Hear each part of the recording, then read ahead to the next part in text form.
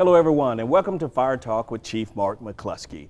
I'm your host, Public Safety Information Director Larry Flowers. We will be exploring the calls for service for the month of May, as well as talking about a lot of training that we were able to do this month. Chief McCluskey, of course, let's start with the number of calls for service for the month of May.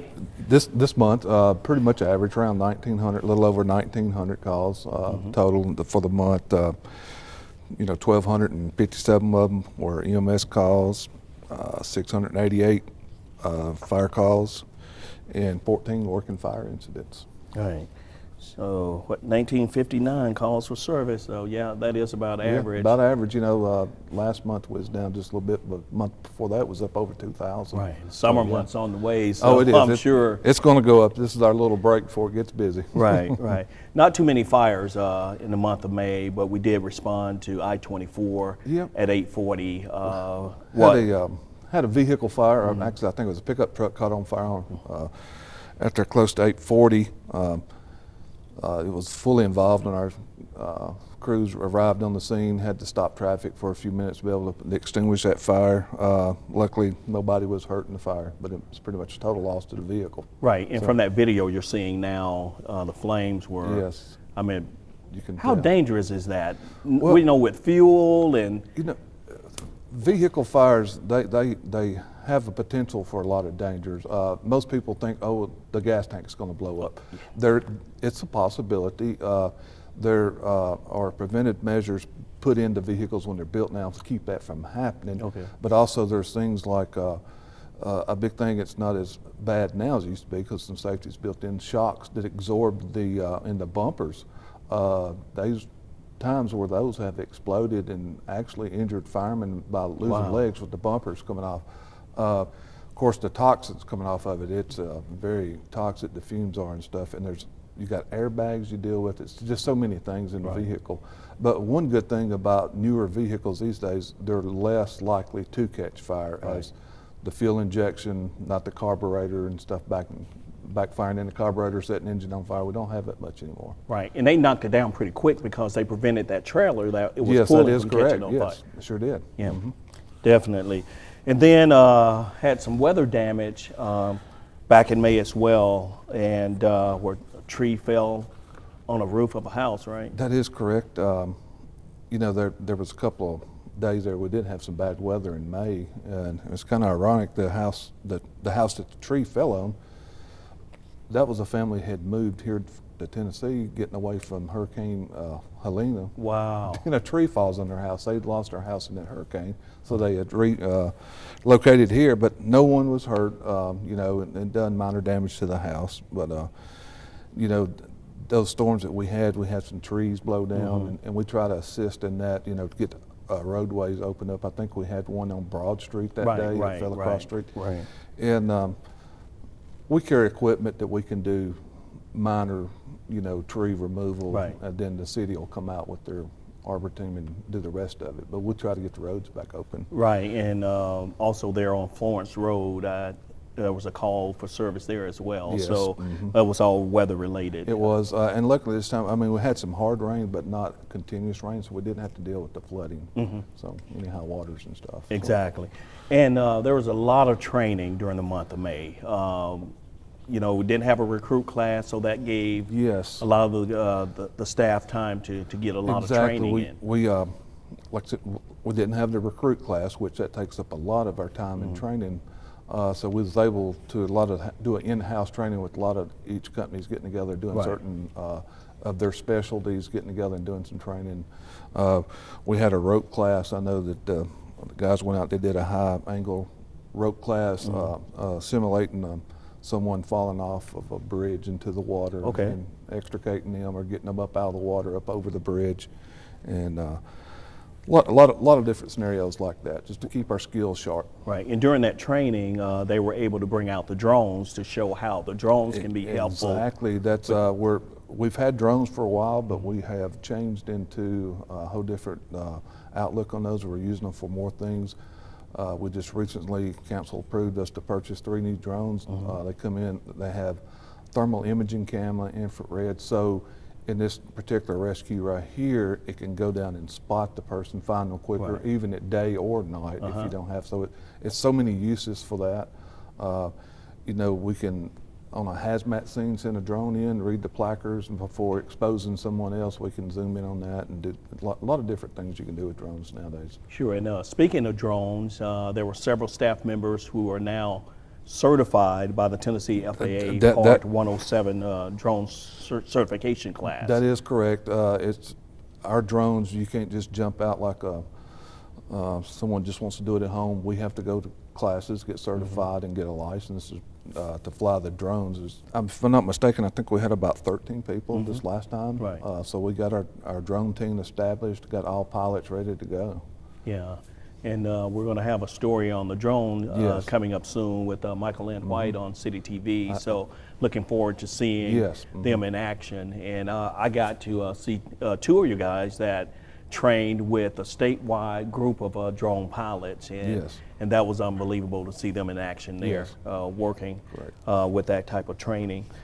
A confined space rescue exercise as well. Yes, that was some of the in-house guys going out and doing some training. We specialize in different areas, and confined space is one of them. They went out and built a scenario in a hazard in the environment and did some training, and and that includes like the atmosphere monitoring, patient packaging, rope rigging. It does, it's got a lot of stuff. The communication, being able to communicate with them back and forth and what you got and stuff. So it's some stuff we like. It's not a call that you have every day, so you need to really have good scenarios and practice on it, so when it does happen, everybody's ready. Right, exactly. And then the hazmat team also participated in this tabletop, and it's important to have these tabletop exercises so that everybody that's involved know exactly what role they play if something happens. Exactly. When you end up having a hazmat situation, it's not going to be just the fire department involved. It's going to involve all emergency management resources, from EMS to the police department, EMA, because it can affect so much of an area. And this one here was a tabletop exercise with General Mills. They have a lot of hazard materials, with their freezers and stuff out there. But just go through these scenarios just like the other ones we had, just to make sure if this does happen, we're prepared and do what's best for the public. Yeah, and they simulated a chemical leak, I think a confined space rescue, as well as identifying those fire hazards. Exactly, and in those scenarios, if you don't know where the leak may be, or in real life you don't either, so you always have to put the rescue part in there too, because someone's probably going to find it by smelling it and going to that area, then it overtakes them, so you got to come away and rescue them. So. Exactly. And the men and women of your department, they're in shape. They're in shape, and I tell you, so a few of them participated in the Murph Challenge. That is correct. And back on Memorial Day. That is correct. It's like a CrossFit kind of workout deal honoring Navy Lieutenant Michael Murphy. And he died in Afghanistan in 2005. And it was just remembering him. And, they ran a mile, 100 push-ups, 200 pull-ups, then 300 squats, then another mile. All on the same day? All on the same day, same time, with the 20-pound weight vest on. Oh, man. And here's the thing, I'm glad we got men and women in our department that can accomplish this kind of stuff. It's this job is so physical. It's great to see our men and women stand in great shape to do this stuff. Right, and just from an outsider looking in, you may not think you need that strength to be a firefighter, but we invite people to come to our Citizen Fire Academy class, and you get to put on the gear. You get to see exactly, especially with I had no idea the pressure of that hose. Yes. And it like to just lift me up and took me away when they turned the water on. So. Yeah, that's correct. And, talking about this challenge they did, it's good too. We received that grant a few months ago. Okay. We're getting that in place to where a lot of our men and women have come on board with that. We have all the weights in our stations. We have a meal program, a dietitian, just to get everybody in better physical shape. Right. And it's really working. We've seen I have seen a lot of people that normally wouldn't be in as good a shape as they are if it hadn't been for this grant, because they're really getting into it. Okay. So it's good that we've got that. Right. And then smoke diver class, that's very important for all Yes, firefighters. it is. I'll say, first of all, Murfreesboro is one of the only departments around the state that requires this. Okay. And we require it due to what we think this class is so important for a firefighter. It pushes a firefighter to his limits, keeps them from maybe stressing out, freaking out in a fire. It's like, you can do this.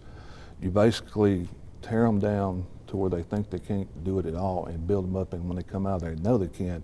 They can make a bottle of air last twice as long. If I get trapped, I'm okay right here. I'm not fighting. It's just a lot of training and exercises that gives the men and women the ability to know that they can function in these atmospheres. Right. So we have, what, 12 new 12 graduates? new. It's a requirement with, like I said, fire department. We give our new hires 3 years to get through this class, and with this, some of our new hires just went through it and completed it. Right, right.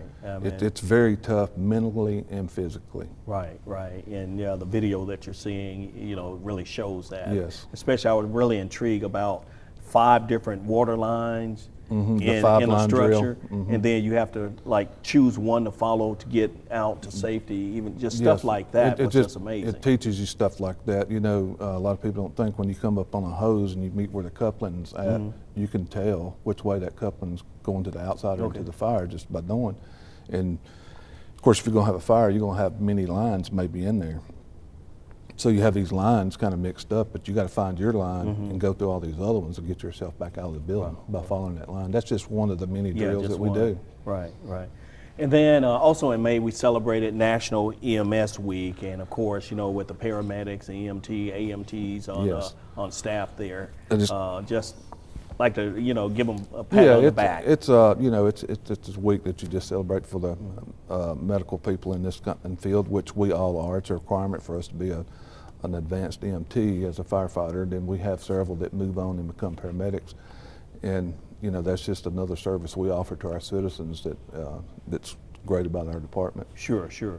And also June 1st through June 7th, CPR and AED Awareness Week, and Yes. that's important. And we just completed a citizen CPR class. We did just this past week. I think it was held out at the airport. Some of our medical instructors, we put on a free CPR class for our citizens to sign up and come to. It's something we're going to continue to do.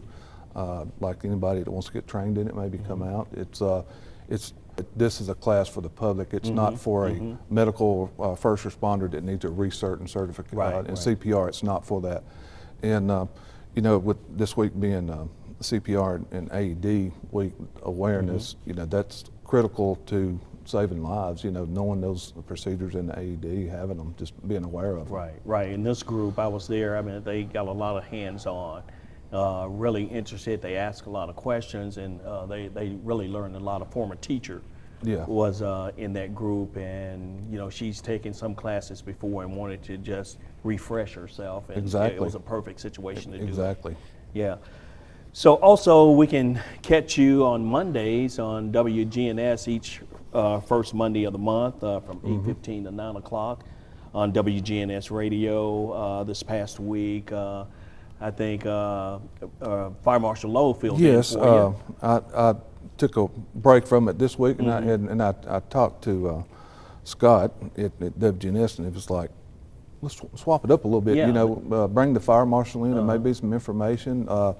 I'll continue to do it, but I'm going to give other assistant chiefs in the department to talk about their divisions and come in there too, because instead of just me all the time, it just trains it up a little bit. Sure, So, yeah. exactly. And Chief, 4th of July holiday coming up. A lot of people are going to be out shooting fireworks and things of that nature, and we want them to be safe. Yeah, correct. That time of the year when you're shooting fireworks, having a good time out, cooking out and stuff, just remember safety, what you're burning or shooting off. Make sure after you're done shooting your fireworks, maybe put them in a bucket of water before you put them in the trash can.